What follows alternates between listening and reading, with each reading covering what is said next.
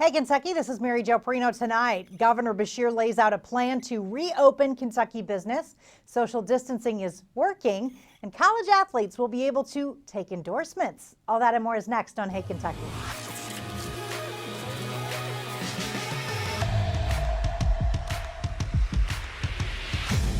Welcome to Hey Kentucky with LEX 18 Sports Director Keith Farmer, and a happy 26th anniversary to you and your lovely bride, Christy. Thank you so much. Yeah, actually, it's funny. Yesterday was my 7-year anniversary back at LEX 18, and today, 26 years with Christy. Which is more important to you, Keith? Oh, come on now. Don't get me in trouble. Only one right answer. I know, right? All right. Let's begin with new guidelines for when businesses around the state can start reopening. During his daily coronavirus update yesterday, Governor Beshear said beginning May 11th, manufacturing, construction, car dealerships, dog grooming, and other professional services can open back up. May 20th, retail stores and houses of worship may open their doors. And on May 25th, barbers, salons, and cosmetology businesses can start reopening, and we can start having gatherings of 10 or less as long as we maintain our social distance. I know we've all been cooped up, and you want to see, at least if you're us, one other couple and their kids. This is an opportunity to potentially get there. We want you to know that we think this is possible. Now, restaurants are not among businesses with target dates to begin reopening, but will continue doing takeout. Leaders in the industry have said that with the social distancing restrictions, opening their dining halls would not really be possible, and possibly the most difficult part of all of this reopening is that daycares are not allowed to open their doors just yet, leaving some parents wondering how they'll manage going back to work without childcare. And Keith, this is a very real concern because everybody wants their job and everybody wants to go back to work, but who's going to take care of the kids?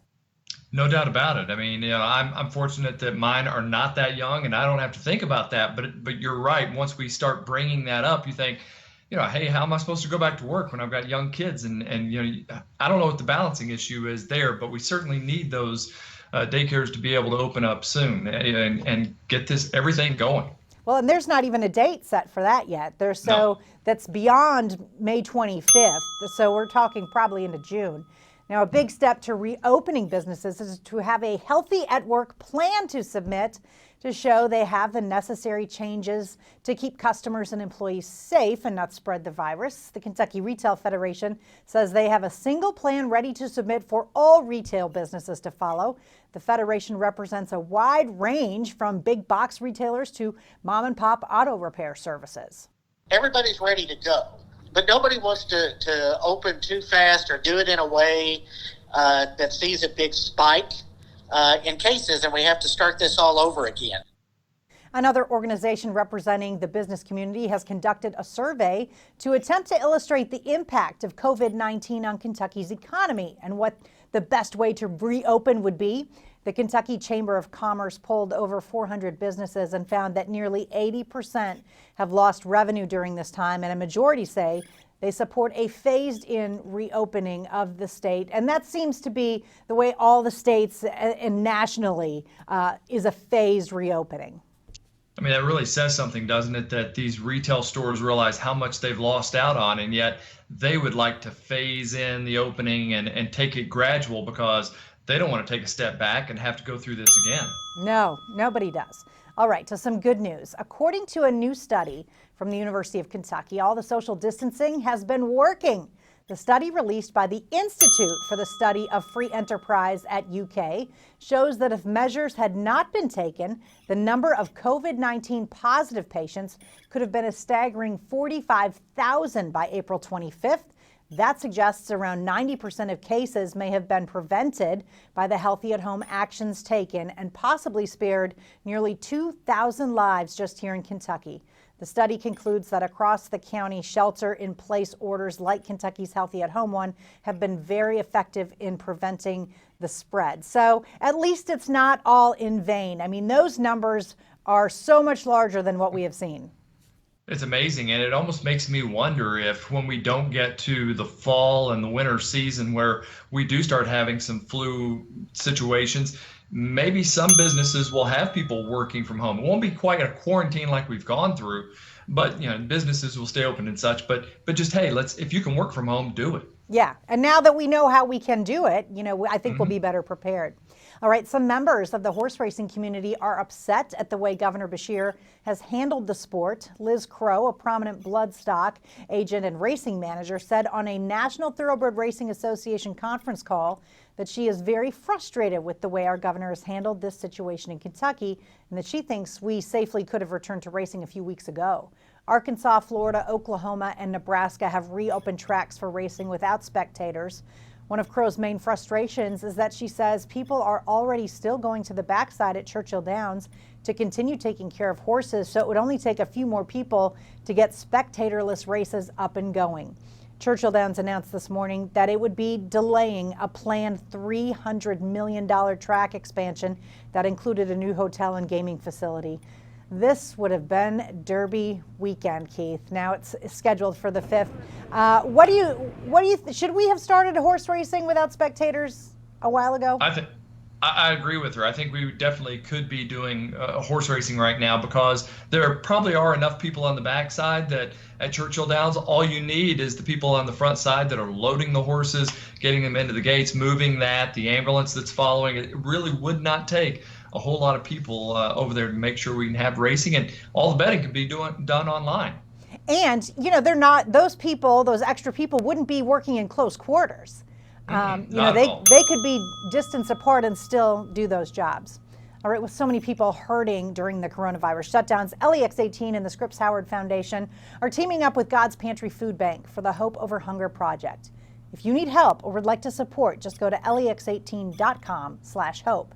And if you own or manage a business or restaurant, LEX 18 News would like to share your story by heading to lex18.com/open. You can submit your business there or find links to see what restaurants and businesses are open during the crisis.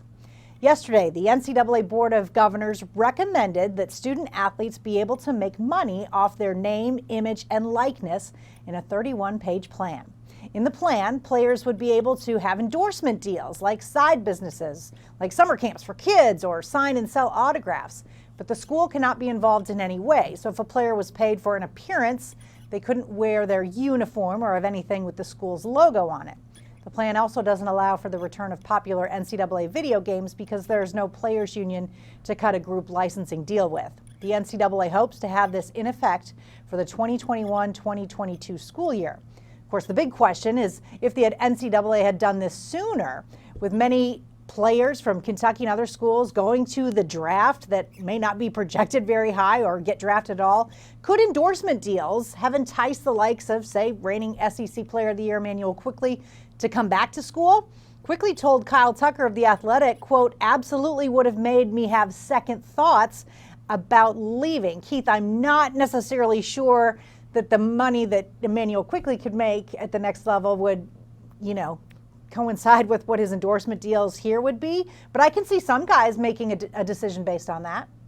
I think it definitely would have at least made him think, okay, well, I could still come back and make a little money and put off the NBA for one more year. But in Quickley's case, it was time for him to go and strike while the iron was hot. But the real interesting part to me in all of this is where they can't wear the school logo. I find that very interesting. Yeah, because that's why we're coming to see you, right? So there's a lot I think that still needs to be hashed out with this. Now to our weekly feature on Hey Kentucky. What's the Beef? Sponsored by the Kentucky Beef Council.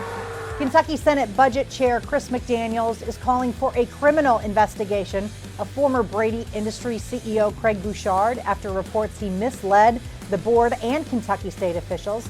The state invested $15 million in the proposed aluminum plant.